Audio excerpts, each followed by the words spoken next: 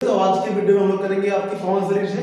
तो पवन सीरीज के आज हम लोग करेंगे अद्वितीय प्रश्न। आपके जो एक नंबर के सवाल आते हैं ना कि गुणा कीजिए, ठीक है, या फिर x का मान ज्ञात कीजिए, तो हम लोग चालू करेंगे यहाँ पे बीजगणित से। गुणा कीजिए, आपका सवाल दिया हुआ x - 4 x + 7 कि हमको इससे गुणा करनी है। तो अगर हमको इस संख्या से गुणा करना है तो सबसे पहले हमको चेक करना पड़ेगा कि अगर हमारा प्लस गुणे माइनस होगा तो क्या आएगा, माइनस गुणे प्लस होगा तो क्या आएगा, और प्लस इंटू प्लस होगा तो क्या आएगा, माइनस इंटू माइनस होगा तो क्या आएगा। अगर प्लस इंटू माइनस है तो माइनस आएगा, माइनस इंटू प्लस है तो हमारा माइनस आएगा, और प्लस इंटू प्लस है तो हमारा प्लस आएगा, और माइनस इंटू माइनस तो हमारा प्लस होगा ही। अगर ये सेम चिन्ह होंगे, ठीक है ना, इंटू में, तो हमारा प्लस आएगा, और अगर चिन्ह अलग अलग होंगे, ठीक है ना, तो हमारा माइनस आएगा। आप चेक करो, देखिए जहां पे कोई चिन्ह नहीं होगा वहां पे हमारा होता है प्लस। तो x की सबसे पहले हम लोग करेंगे इसकी गुणा, तो x को लिख लो यहाँ पे, और आपका दिया हुआ x + 7, ठीक है। फिर ये आपका दिया हुआ माइनस का 4, तो माइनस का 4 रख लो बाहर, और ये अंदर आपका आ गया x + 7। तो बस देखिए ये हमारा हो गया x+ का। देखिए जहां पे कोई चिन्ह नहीं होता है वहां पे हमारा प्लस होता है। तो देखिए plus into plus, plus into plus हमारा होता है प्लस। तो ये आपका हो जाएगा x गुणे x प्लस इंटू प्लस, ठीक है ना। फिर ये प्लस और इंटू प्लस x इंटू आपका हो गया 7। फिर देखिए यहाँ पे ये माइनस इंटू प्लस, ये आपका हो गया माइनस इंटू प्लस, और ये आपका हो गया माइनस इंटू फिर प्लस। तो माइनस का 4 और इंटू में आपका प्लस का 7। अब सुनो, देखिए plus into plus, plus x into plus x, और इसकी पावर हो गई 1, ठीक है। देखिए अगर कोई संख्या लिखी है और उसकी पावर सिंपल संख्या लिखी हुई है तो उसकी पावर जो उसकी पावर होगी वो होगी 1। तो आपकी x की पावर 1 इंटू x की पावर 1, तो ये आपका हो जाएगा x।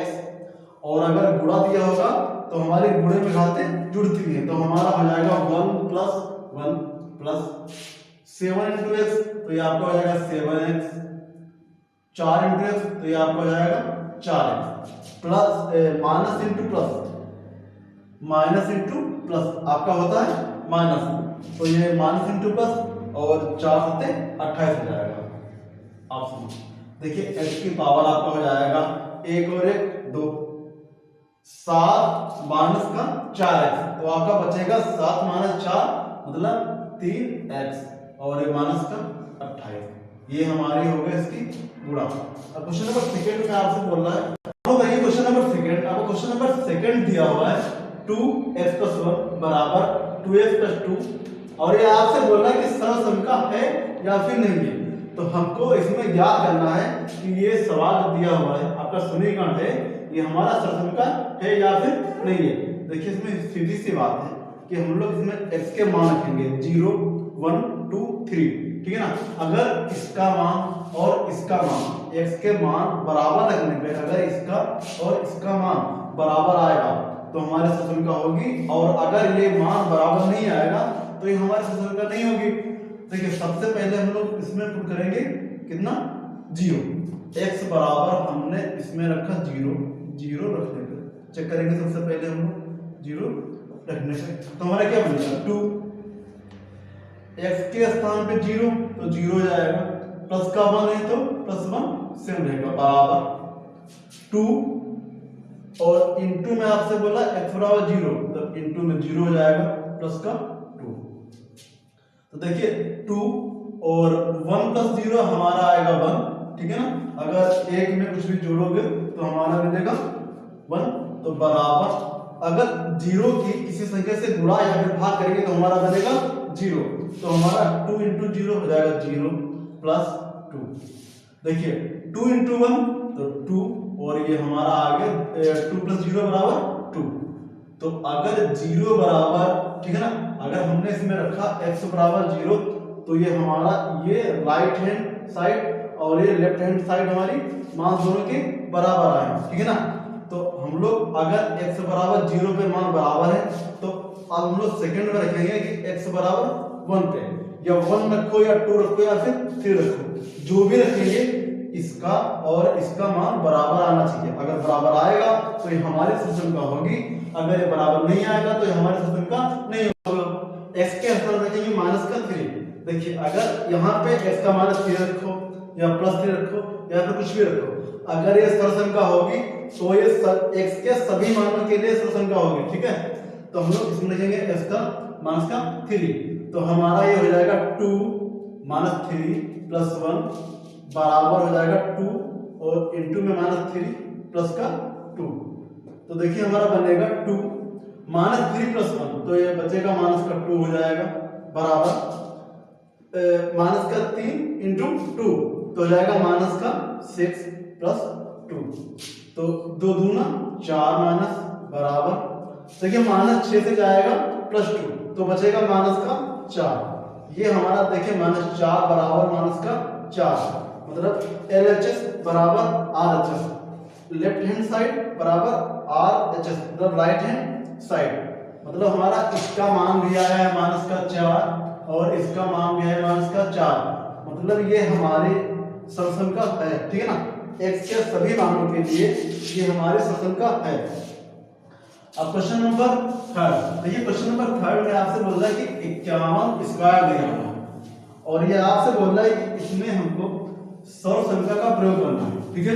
51 स्क्वायर दिया हुआ है, अगर हम लोग इसको सिंपल से करेंगे, अगर इसको हम लोग आपसे बोल रहा है कि सौर संख्या का प्रयोग करके 51 स्क्वायर का मान ज्ञात कीजिए। अगर हमको इसको सिंपल से करना होगा तो सिंपल से ऐसे करेंगे 51 × 51 और इसकी कर लेंगे मल्टीप्लाई, तो हमारा आंसर आ जाएगा, ठीक है ना। लेकिन ये आपसे बोल रहा है कि हमको इसमें सौर संख्या का प्रयोग करना है, ठीक है, किसका, सौर संख्या का। तो सौर संख्या हमने पढ़ चुके हैं कि अगर a + b का स्क्वायर का फार्मूला होता है a² + b² प्लस का होता है 2ab, ठीक है। तो हम 51 को कर सकते हैं, क्या कर सकते हैं 51 को हम लोग कर सकते हैं 50 + 1, ठीक है, 50 + 1 का होल स्क्वायर, चूंकि 50 + 1 हो जाएगा आपका 51, तो 50 प्लस हमने कर लिया 51। अब ये हमने पढ़ चुके हैं फार्मूला कि a + b का होल स्क्वायर बराबर होता है a² + b² प्लस का 2ab, तो ये 50 को मान लो a को मान लो b, तो देखिए हमारा बन जाएगा 50 का स्क्वायर a², ठीक है ना, प्लस b², तो b है आपका 1 और प्लस का 2ab, तो 2 इंटू में a है आपका 50 इंटू b है आपका 1, तो 50 का स्क्वायर देखिए 5 का करेंगे वर्ग तो हमारा आएगा 25, है ना, और 0 की अगर हम लोग 2 बार गुणा करेंगे तो हमारे हो जाएंगे 00 + 1 प्लस 25 50 गुना 100, तो 100 हो गया। अब देखिए 2500 + 100 हमारा हो गया 2600 और प्लस 1, तो हमारा आंसर आ गया 2601। ये हमारा हो गया 51 स्क्वायर का वर्ग, 51 स्क्वायर का मान। 4 में आप क्वेश्चन नंबर 4 आपका दिया हुआ x³ y - xy³ में हमको गुणनखंड करने हैं, ठीक है, सिंपल सी बात है। अगर कोई क्वेश्चन दिया हुआ है, अगर बीच में प्लस या फिर माइनस है, तो सबसे पहले हम चेक करेंगे कि इसमें कॉमन क्या मिलना है, इसमें और इसमें कॉमन क्या मिलना है। तो अगर ध्यान से देखेंगे, देखिए अगर यहाँ पे x की पावर 3 है, मतलब x × x कर सकते हैं, ठीक है भाई, इंटू y है तो y कर सकते हैं, ओके। और ये आपसे बोल रहा है कि -f की पावर 1 है, तो सिंपल 1 रहेगा, और यहाँ पे दिया हुआ y की पावर 3, तो हम लोग y को 3 जगह बांट, ये हमारा हो गया इसका अलग अलग रूप। तो देखिए यहाँ पे हम लोग xy ये और xy ये, इसमें भी है और इसमें भी है, तो हमने इसमें से xy कॉमन निकाल दिया, तो हमारा बचा क्या, ये तो चला आया हमारा बाहर, ये वाला पद हमारा आ गया बाहर, इसका भी और इसका भी, तो अंदर क्या बचेगा, तो अंदर बचेगा x × x, मतलब 1 पावर a, तो हमारा हो जाएगा x², ठीक है ना। फिर माइनस, तो माइनस कर लो बीच में, फिर y × y, तो ये हमारा हो जाएगा y², ठीक है ना। अच्छा हमने पढ़ा हुआ फॉर्मूला कि अगर a² - b² दिया होगा तो इसका फार्मूला होता है a प्लस बी और ये a माइनस बी।